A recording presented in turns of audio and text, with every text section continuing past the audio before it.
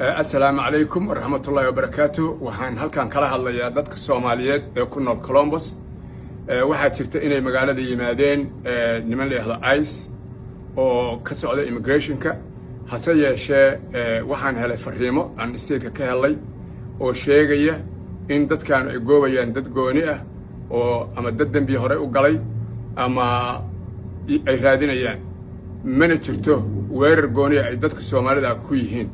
waxaan u mahadnaqayaa meeyarka Columbus oo maanta sheegay inaan booliisku la shaqayn doonin isla markaasna dadka Soomaalida ay la shaqayn doonaan wixii ay immigrants oo dhan wixii yimaada. waxaan kaloo la hadalay looyaro diyaar u ah inay nala shaqeeyaan iyo dad Mareykan oo cadaan ah. waxaana lagu wargeliyay inay jiraan dad Soomaali ah oo had iyo jeer idaacadaha taagan oo raba dadka inay batiyaan. khatar ma jirto, community-ga waa u joognaa, waxyaalo ka daran baan soo maray, waana la hadlaynaa dawladda. waxaan rajaynaynaa qof walba uu qaado sharcigaaga, green card-kaaga qaado, I-94-kaaga qaado.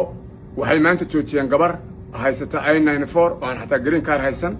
markay joojiyeen caruurteeday doonaysay waxay tustay kaliya driver license-kii ka bacdi guriga u raaceen. markay guriga u raaceenna waxay tustay I-94-keedii iyo work permit-keedii. raalli oo bay ku dheheen sharcigaaga qaado, dhibaatana ma jirto. dadka batinaya oo raba YouTubers-ka noqday oo raba dadka inay batiyaan waxba kama jiraan. ninkii raba inuu war helo community-ga la soo xiriiro, looyaraan u ahaynaa, waana idin la shaqaynaynaa. sidoo kale la soo xiriira Maxamed Faarax oo aan wada shaqaynayna haddii alla idno. waxaanu la xiriir iskuulada, waxay tagayaan nimankan meelaha macdarrada ama suuqyada tagayaan. khatar gooni ah oo Soomaali ahna ma jirto. sidaa daraadeed yaan dadka la argagixinin, beena loo sheegin. cidkii rabta in wax qabatana si guud inta community-gu soo mataado ha laga wada shaqeeyo oo ka soo qayb gala.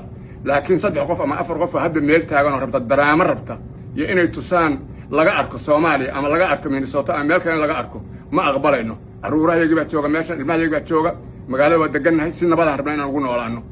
Mareykan baan nahay, gobolkan xiriir la leenahay, meeyarkan xiriir la leenahay. wixii dhacana waa loo wada joogaa, looyarana waanu haysanaa, waddankaana madax baanu ka nahay. waa mahadsantiin. wassalaamu calaykum waraxmatullahi wabarakaatuh.